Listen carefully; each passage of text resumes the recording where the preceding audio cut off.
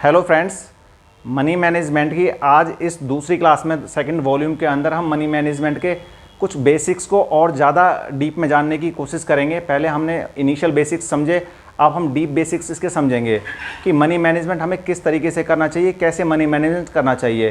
Technical analysis क्या करता है, आपको एक हेल्प करता है आइडेंटिफाई करने के लिए, आपको ट्रेंड को हेल्प करता है, आपको ट्रेड लेने के लिए हेल्प करता है, आपको स्टॉप लॉसेज और टारगेट मेंटेन करने के लिए। लेकिन उसके बावजूद भी आपको आपके रूल रेगुलेशन डिसिप्लिन और आपका मनी मैनेजमेंट स्ट्रांग होना बेहद ज़रूरी है। अगर आपका मनी मैनेजमेंट अच्छा है तो अगर आप एनालिसिस के एक रिसर्चर नहीं भी हैं, एक आप ट्रेडर नहीं हैं, टेक्निकल एनालिस्ट अगर आप नहीं हैं, तब भी आप अपनी ट्रेड्स के अंदर एक डिसिप्लिन के साथ में अपना प्रॉफिट बना सकते हैं। लेकिन अगर आप एक टेक्निकल एनालिस्ट हैं और एक अच्छे टेक्निकल एनालिस्ट हैं और साथ में आप इसमें समायोजन कर लेते हैं अपना मनी मैनेजमेंट का, जो कि बहुत ज़रूरी है, तब आपकी प्रोफिशिएंसी एफिशिएंसी और ज़्यादा बढ़ जाती है, आपकी एक्यूरेसी बढ़ जाती है और आपके जो प्रॉफिट्स लेने का जो कैपेसिटी था वो बढ़ जाता है और आपका कैपिटल लगातार एप्रिशिएट होना स्टार्ट कर देता है। तो मनी मैनेजमेंट के पिछली क्लासेस में जो चीज़ें हमने समझी, आज उनके आगे की चीज़ें हम क्लियर करेंगे। मैं Ishwar Singh, technical analyst, mentor एवं सेबी रजिस्टर्ड इन्वेस्टमेंट एडवाइज़र, आप सभी को रिक्वेस्ट करता हूं कि मेरे वीडियोस को सब्सक्राइब करें, लाइक करें और इसको ज़्यादा से ज़्यादा शेयर करें, ताकि ये इस तरीके के इन्फॉर्मेटिव वीडियोस में आपको एनालिसिस को लेकर, स्टॉक मार्केट को लेकर और आने वाले समय में कुछ और सीरीज़ में आपके लिए लेकर आऊँगा, वो मैं आप तक कंटिन्यूस पहुँचाता रहूँ। तो आज मनी मैनेजमेंट की इस क्लास के अंदर हम समझेंगे प्रैक्टिकली हमें ट्रेड कैसे करना है। थॉर्टिकल पोर्शन हमने कवर किया था पीछे, प्रैक्टिकली हमें समझना है ट्रेड कैसे लेना है और पर ट्रेड हमें किस हिसाब से अपना कैपिटल को एलोकेट करना है, कितना हमें इन्वेस्टमेंट करना है हर एक ट्रेड के साथ में। आपका माइंडसेट पहले से क्लियर होना चाहिए कि जब आप किसी ट्रेड के अंदर एंटर कर रहे हैं तो ट्रेड के अंदर एंटर करने से पहले आपका बिल्कुल माइंडसेट क्लियर होना चाहिए कि कितना बड़ा ट्रेड आपको लेना है और उस ट्रेड के अंदर क्या आपको स्टॉप लॉस मेंटेन करना है और क्या आपको उसके टारगेट्स मेंटेन करने हैं। यानी कि आपका रिस्क रिवॉर्ड रेशियो का फॉर्मेशन है वो क्लियर होना चाहिए, साइज और पोजिशनिंग भी क्लियर होनी चाहिए कि आपका साइज क्या है, आपका रिस्क एपेटाइट क्या है, पोटेंशियल अमाउंट टू लॉस कितना आप एक्सपेक्ट करते हैं। यानी कि अगर मार्केट एडवर्स सिचुएशन में चला जाता है और मार्केट आपके फेवर में मूव नहीं कर रहा, तो वो कितना पोटेंशियल अमाउंट है जो आप में लॉस के रूप में आप रिस्क लेने के लिए तैयार हैं, वो अमाउंट पहले से डिसाइड आपका होना चाहिए। आपको पता होना चाहिए कि आपको ट्रेड कब लेना है, क्या ट्रेड लेना है, कैसे लेना है, when, what and how to trade. ये कंसेप्ट आपका, ये पंचलाइन आपको बिल्कुल क्लियर होनी चाहिए कि आपको ट्रेड के अंदर एंट्री कब करना है, किसके अंदर एंट्री करना है और कैसे एंट्री करना है, कहां पर आपको ट्रेड मेंटेन करना है। तो इसमें हम ये चीज़ समझने की कोशिश करेंगे कि मार्केट है, मार्केट के अंदर एक ऑक्यूपेशनल हैजर्ड रहता है। इसके अंदर जब आप स्टॉक मार्केट में ट्रेड करते हैं तो एक ऑक्यूपेशनल हैजर्ड रहता है और वो ऑक्यूपेशनल हैजर्ड क्या है कि मार्केट हमेशा आपके फेवर में नहीं चलती, आपके स्टॉप लॉसेज भी ट्रिगर होते हैं, मार्केट के अंदर ड्रॉ डाउन्स भी आते हैं, मार्केट के अंदर कट भी आते हैं, मार्केट क्रैश भी होती है। तो ये सारे ड्रॉ डाउन मार्केट के अंदर आते हैं और ये सारे के सारे क्या है, आपके ऑक्यूपेशनल हैजर्ड। ये आपके कंटिन्यूस चलेंगे। सिर्फ रिवार्ड हर वक्त बनाना पॉसिबल नहीं है। अगर आप ट्रेडिंग करेंगे, अगर आप इन्वेस्टमेंट करते हैं, अगर आप इंट्राडे ट्रेड करते हैं, स्विंग ट्रेड करते हैं, जिस भी प्रकार का आप ट्रेड उसमें लेते हैं, हर एक के साथ में आपका एक रिस्क फैक्टर एसोसिएट रहता है और वो रिस्क फैक्टर को आपको उसमें से कैरी करते हुए उसमें अपना मैक्सिमम रिवॉर्ड करना है, आपको अपनी कैपिटल को एक्यूमुलेट करते हुए जाना है, एप्रिशिएट करते हुए जाना है। तो जब भी आप कोई ट्रेड लेंगे तो आप ट्रेड का पोजीशनिंग सेट करेंगे, उसका साइज सेट करेंगे और पोजीशन का साइज क्या होना चाहिए आप पहले से डिसाइड कर लीजिए। होता क्या है, अमूमन जो एक ट्रेडर ट्रेड लेने जाता है वो क्या करता है, उसको थोड़ा प्रॉफिट अगर किसी ट्रेड के अंदर आया तो जितनी सीरीज बनाता है ट्रेडिंग की उसमें पोजीशन का साइज बड़ा करता चला जाता है, या फिर उसको लॉस आ रहे हैं तो वो भी सक्सेसिव वो ट्रेड्स को साइज वाइज बड़ा करता चला जाता है। छोटा प्रॉफिट आया, फिर दूसरा प्रॉफिट आया, अल्टीमेटली क्या होगा, आपको लॉसेज आ जाएंगे। कोई एक बड़ा ट्रेड आपके सारे के सारे प्रॉफिट को लेके चला जाएगा। या फिर कई बार क्या होता है, फ्रस्ट्रेशन के अंदर, टेंशन के अंदर, फियर के अंदर, पैनिक के अंदर, जब आपको लॉसेज मार्केट में आ गया, आपको एक ट्रेड के अंदर लॉस आया, तो आप क्या करेंगे, सेकंड ट्रेड को डबल करने का कोशिश करेंगे साइज वाइज। डबल क्यों करेंगे आप उसको, कि ताकि पिछला आपका लॉस रिकवर हो और कुछ आपका रिटर्न भी आए। सेकंड ट्रेड भी आपको लॉस देके चला गया, आपने तीसरा ट्रेड लिया, उसको ट्रिपल किया, लेकिन कंटिन्यूसली क्या होगा, अल्टीमेटली आपको वो चीज़ पकड़ में नहीं आएगी, आप वहां नहीं पहुंच पाओगे जहां पहुंचना चाह रहे हो। फिर वापस से वही फियर, पैनिक, टेम्पटेशन, ग्रीड और ये सब चीज़ें आपके साथ में एसोसिएट हो जाएंगे। आप गॉड को याद करोगे, प्रार्थना करोगे, प्रेयर्स करोगे, लेकिन आपको आपके स्टॉक्स के अंदर रिटर्न नहीं आएगा, लगातार वो नीचे आते चले जाएंगे और ब्रोकर का आपको मार्जिन कॉल आता चला जाएगा और धीरे धीरे करके आपका जो कैपिटल था वो अकम्प्लिस का पूरा खत्म, कैपिटल आपका वैनिश हो जाएगा, आपका ट्रेड वहाँ पर अकम्प्लिस जहाँ आपका कैपिटल खत्म। और फिर बनता है, स्टार्ट होता है मार्केट के बारे में गलत एजम्पशंस, प्रिडिक्शंस लगाना और उसका इमेज गलत डिपिक्ट करना अपने माइंड में कि ये तो सिर्फ गैम्बल है, यहाँ पर आके कोई प्रॉफिट नहीं ले सकता। डेफिनेटली आप प्रॉफिट ले सकते हैं अगर आप डिसिप्लिन को मेंटेन करें, कैरी करें। आपको ट्रेड का साइज बिल्कुल क्लियर होना चाहिए, पोजीशन साइज और रिस्क कंट्रोल कैसा आपका होना चाहिए, रिस्क बेस्ड पोजीशन साइज। यहां आपको जरूरत है अपनी साइज को, पोजीशन के साइज को क्लियर करना कि कितना साइज के साथ में आप ट्रेड लेंगे, पर ट्रेड आप कितना अमाउंट उसके अंदर इंट्रोड्यूस करेंगे, कैपिटल को कैसे डिवाइड करेंगे। रिस्क बेस में क्या हुआ, सपोज कि आपका टोटल कैपिटल कितना है, ₹6 लाख, तो आपके यहां पर दो थ्योरियां काम करेंगे आपको। एक तो 2% ऑफ द ट्रेड, यानी कि 2% कितना हो गया इसका, 2% ऑफ एवरी ट्रेड,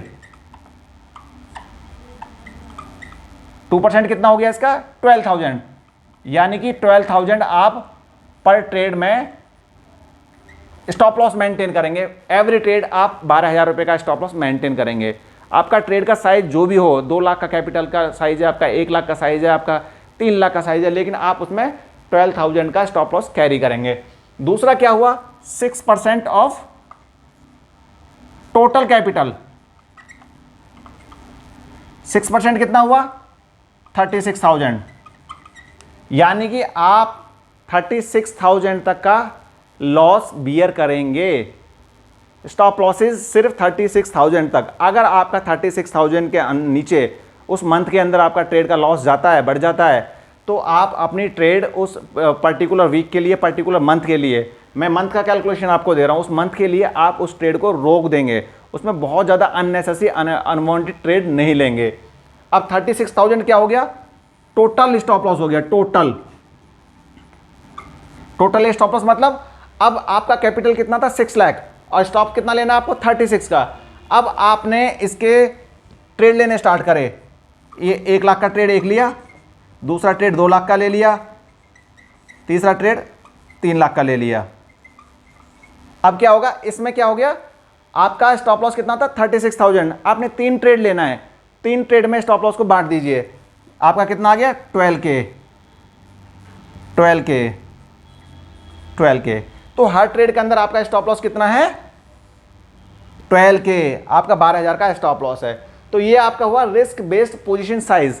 तो आपको पहले से क्लियर होना चाहिए कि आपने टोटल अमाउंट पर कितना स्टॉप लॉस लेना है, उसको पर ट्रेड के अंदर आप उसको डिवाइड कर दीजिए, या फिर आप पर ट्रेड को टोटल का एवरी ट्रेड में 2% आप ले लीजिए। जैसे 6 लाख है, 6 लाख का 2% कितना हुआ, 12,000, और 6% कितना हुआ, 36,000। 36,000 टोटल स्टॉप लॉस लेना है, और 12,000 क्या लेना है, 2% एवरी ट्रेड, यानी कि 2%, ज़्यादा से ज़्यादा 2% आपका एक ट्रेड के अंदर स्टॉप लॉस आना चाहिए टोटल कैपिटल का, और मैक्सिमम 6% आना चाहिए टोटल कैपिटल का। टोटल ट्रेड्स को मिलाकर 2% आना चाहिए सिंगल ट्रेड के अंदर, और 6% आना चाहिए टोटल ट्रेड के अंदर। आपने जितनी भी ट्रेडें ली, आपने 2 ट्रेड ली, 3 ट्रेड ली, 4 ट्रेड ली, 5 ट्रेड ली, लेकिन आपका स्टॉप लॉस 6% के आगे कैपिटल का नहीं होना चाहिए। यह फॉर्मेशन क्या है आपका, रिस्क बेस्ड पोजीशन साइज। दूसरा क्या है आपका,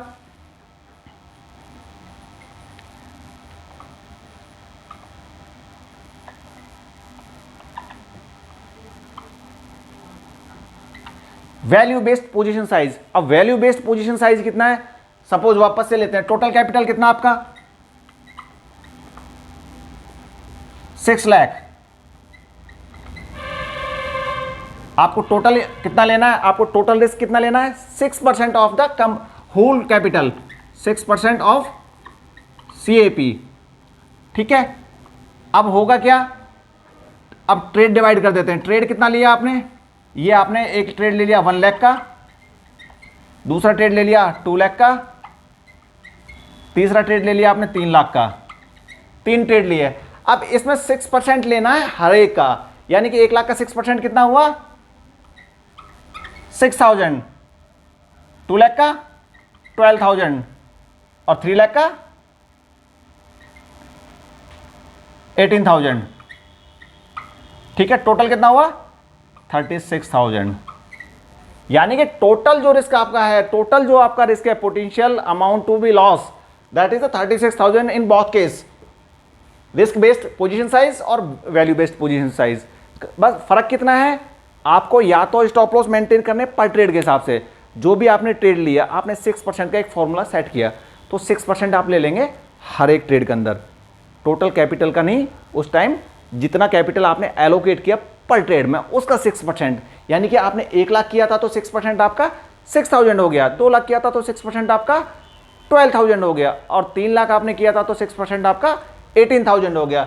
6% किसका, टोटल कैपिटल का, यानी कि टोटल कैपिटल का 6% हमने लिया था तो 6% हमारा 36,000 बनता है, और वो इस हिसाब से इसमें सैग्रीगेट होकर डिवाइड हो जाएगा।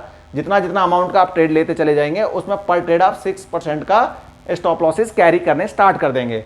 इसमें क्या था, आपको या तो पर ट्रेड का 2% ले लीजिए टोटल कैपिटल का, 2% क्या था 12,000, या फिर 6% टोटल करके उसको डिवाइड कर दीजिएगा एवरी ट्रेड के अंदर, यानी कि प्रोपोर्शनेटली डिवाइड कर दीजिए। जितने भी ट्रेड आप लेंगे, ट्रेड आपकी छोटी अमाउंट की हो, ट्रेड आपकी बड़ी अमाउंट की हो या और बड़ी अमाउंट की, टोटल मिला के आपका स्टॉप लॉस 36,000 और आपका रिस्क एवरी ट्रेड 12 के अलोकेट होना चाहिए स्टॉक मार्केट के अंदर। तो आपको ये रिस्क बेस्ड पोजीशन साइजिंग करनी आनी चाहिए, वैल्यू बेस्ड पोजीशन साइज आपको समझ में आना चाहिए। जब भी आप ट्रेड लेंगे तो कम से कम इस फॉर्मूले पर बेस्ड होकर आप ट्रेड लेंगे, आपके रिस्क रिवॉर्ड रेशो फेवरेबल रहेंगे, तभी आप अपनी इन्वेस्टमेंट को ग्रो कर पाएंगे, एक्युमुलेट कर पाएंगे, एप्रिशिएट कर पाएंगे। जहां आपका रिस्क आपने लेना आप भूल गए, अमूमन होता क्या है कि जब भी कोई ट्रेड आप लेते हैं उसमें कुछ रिटर्न्स आने स्टार्ट हो जाते हैं, आप अपनी पोजीशन को क्लोज करके निकल जाते हैं, लेकिन जब उसमें लॉसेज आने लग जाते हैं तब आपके पास में कोई भी फॉर्मूला नहीं होता काम करने के लिए, आप अपने ट्रेड को ब्लैंक छोड़ देते हैं, बिल्कुल ब्लैंक, और वो अल्टीमेटली टूटता टूटता टूटता टूटता आपकी कैपिटल को साफ करता हुआ चला जाता है। कुछ और इसके प्रोटोकॉल्स और इसके कुछ और डिसिप्लिन और कुछ और इसके मैनेजमेंट के रूल हैं, वो हम अगली क्लास में कवर करेंगे। आज के लिए इतना ही। आज स्पेसिफिकली मैं इसको कंक्लूड कर देता हूं, आपको रिस्क बेस्ड पोजीशन साइजिंग करनी चाहिए, वैल्यू बेस्ड पोजीशन साइजिंग करनी चाहिए, आपको समझना चाहिए कि पर ट्रेड आपको क्या स्टॉप लॉस लेना है, कितना कैपिटल उसके लिए एलोकेट करना है, कितना अमाउंट पोटेंशियल लेना है जो लॉसेज आप बियर कर सकते हैं फ्यूचर के लिए। तो स्टॉप लॉसेज जरूर लगाएं, स्टॉप लॉसेज के बिना आप ट्रेड ना लें। Thank you very much.